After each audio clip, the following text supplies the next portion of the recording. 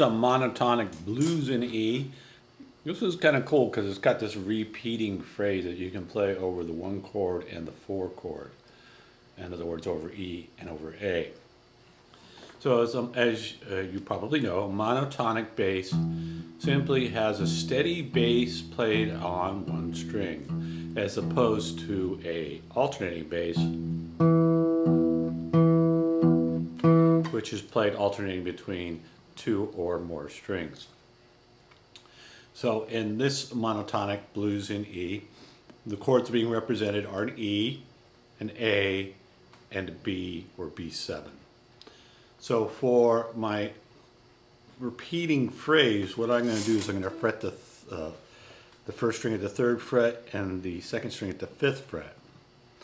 And then keeping a steady bass, so I can doing a little bit of palm muting here. You can either choose to palm mute,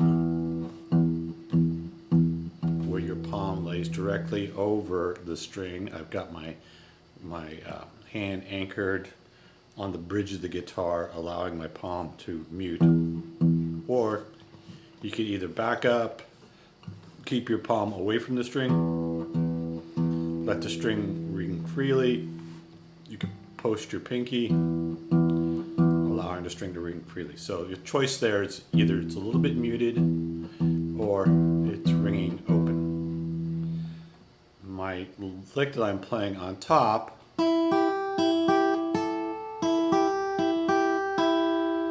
you might want to just play that lick, that phrase, a couple of times without the bass, just so you get it in your ear. Da, da, da, da.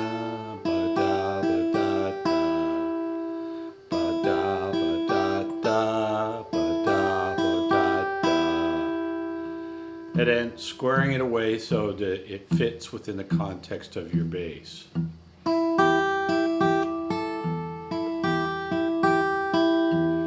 If you were to count the rhythmic pulse of this 2-bar phrase, it would be 1 and 2 and 3 and 4 and 1 and 2 and 3, 4. 1 and 2 and 3 and 4 and 1 and 2 and 3, 4. Repeat.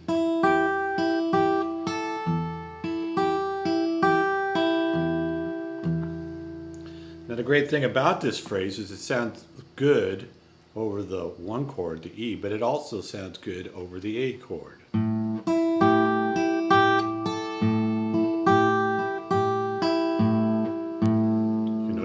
I'm playing the A string, 5th string, as my monotonic bass. Then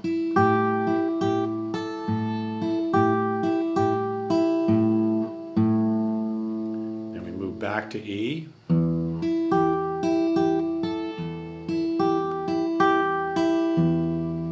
So you notice we played 8 bars of our 12-bar blues, and we played the same phrase 4 times.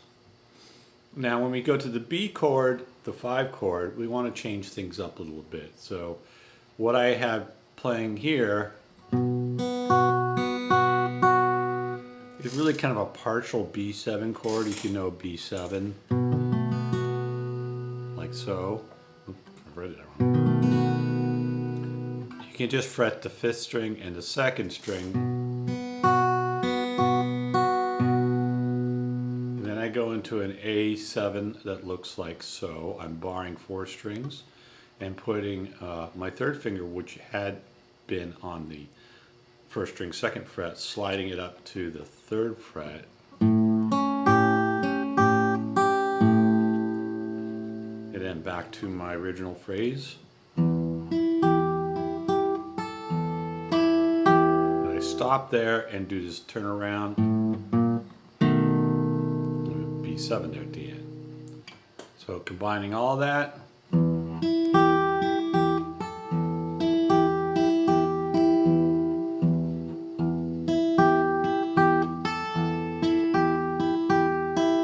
to A,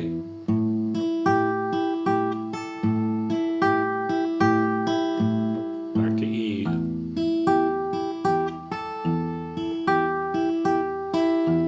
B,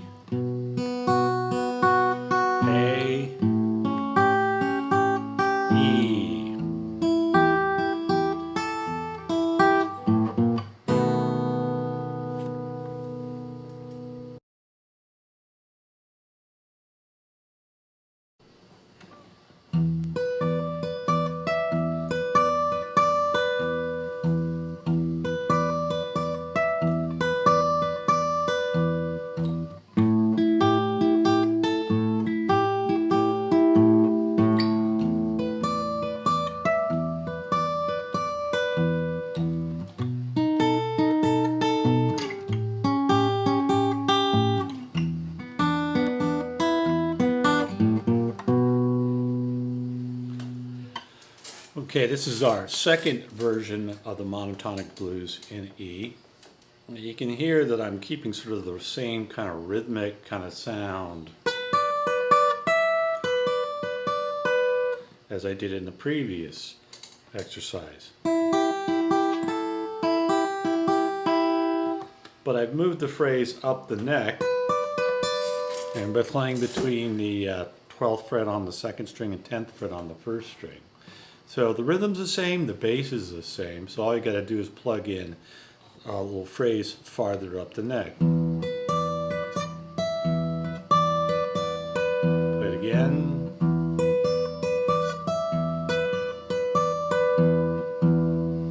Now I'm going to go to a different phrase for the A chord. Remember before I played the same phrase but just changed the bass note. Here I'm going to go.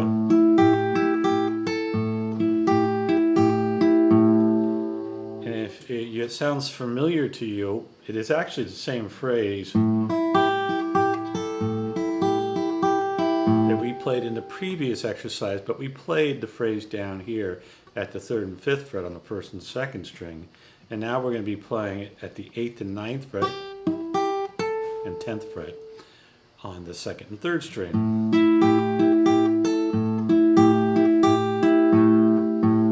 I've got my first finger on the 4th string, and that's not really doing anything here. However, so I could just go. But in case I get a little more aggressive with my thumb or my strumming, it sounds a little better to have that 4th string in there.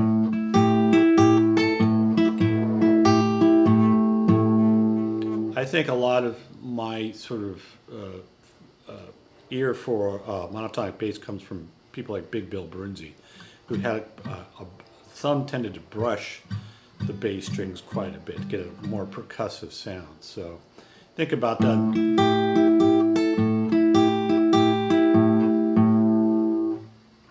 We come back to our E.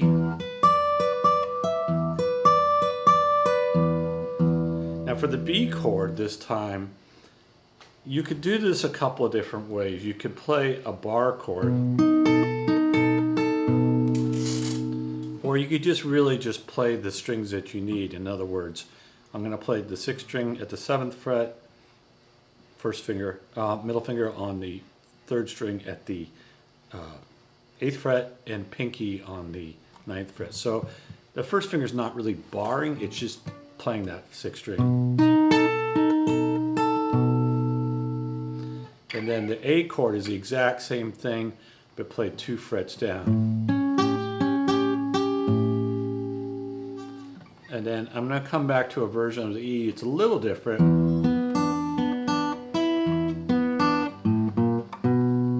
So the phrase there is going to be played on the 3rd string at the 4th fret and the 2nd string at the 3rd fret. Walk up to the 2nd string 5th fret. And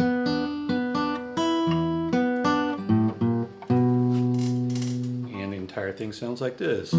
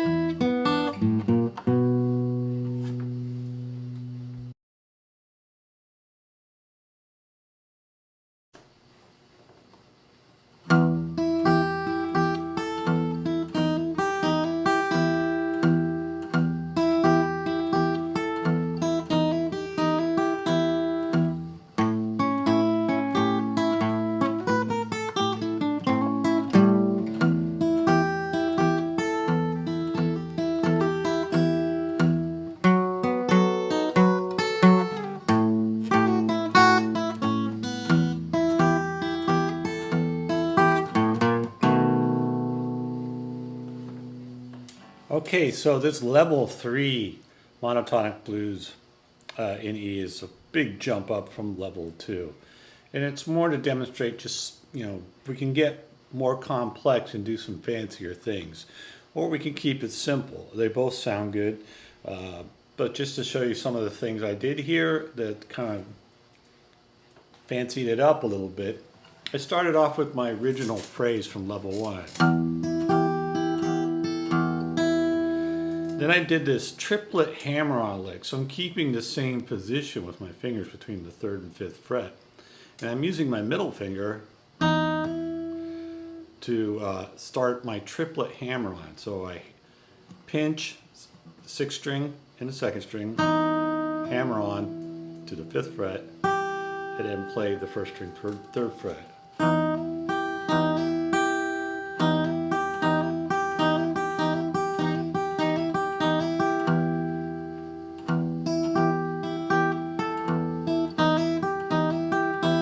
Same thing twice.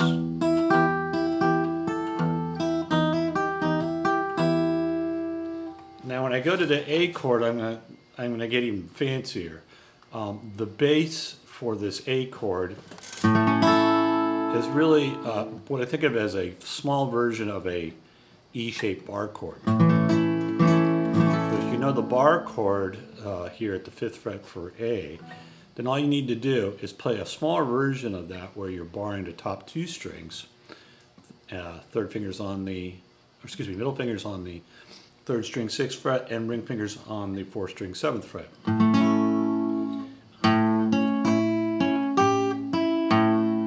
So I'm holding that shape, my pinky's grabbing the 8th fret on the 2nd string.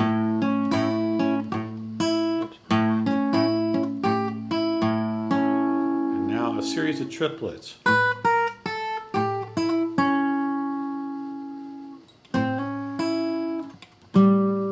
So what I'm doing there is I'm getting out of the shape a little bit and doing a little chromatic. Just walk down on that 1st string, 7, 6, 5.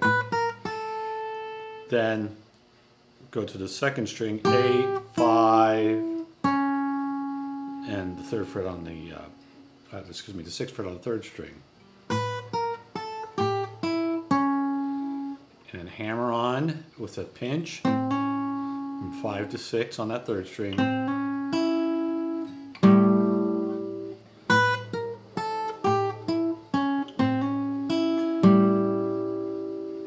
So that's probably the most difficult part of this particular piece.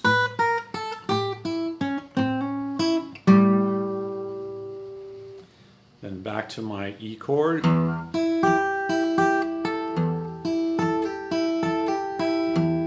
This time I'm going to do a triplet pull-off lick. So rather than the hammer-on,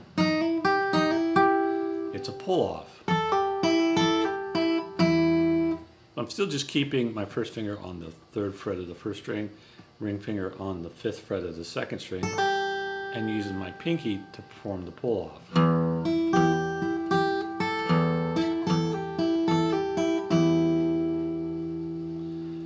The next 2 bars, part of the turnaround, I actually just took this from Big Bill Brunzi's Hey Hey, the version of a B7 chord where I bar up at the 4th fret over 4th string.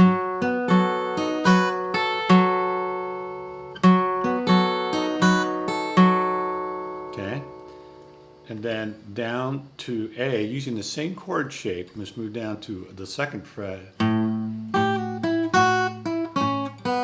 This is directly from Hey Hey.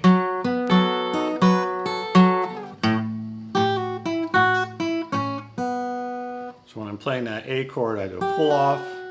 Pinky has to reach over to the 2nd string 5th fret. It goes. I take the pinky on and off through here. If I left my pinky down,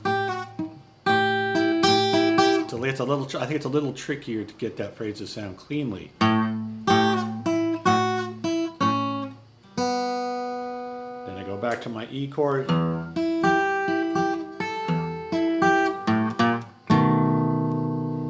And here's the whole thing again.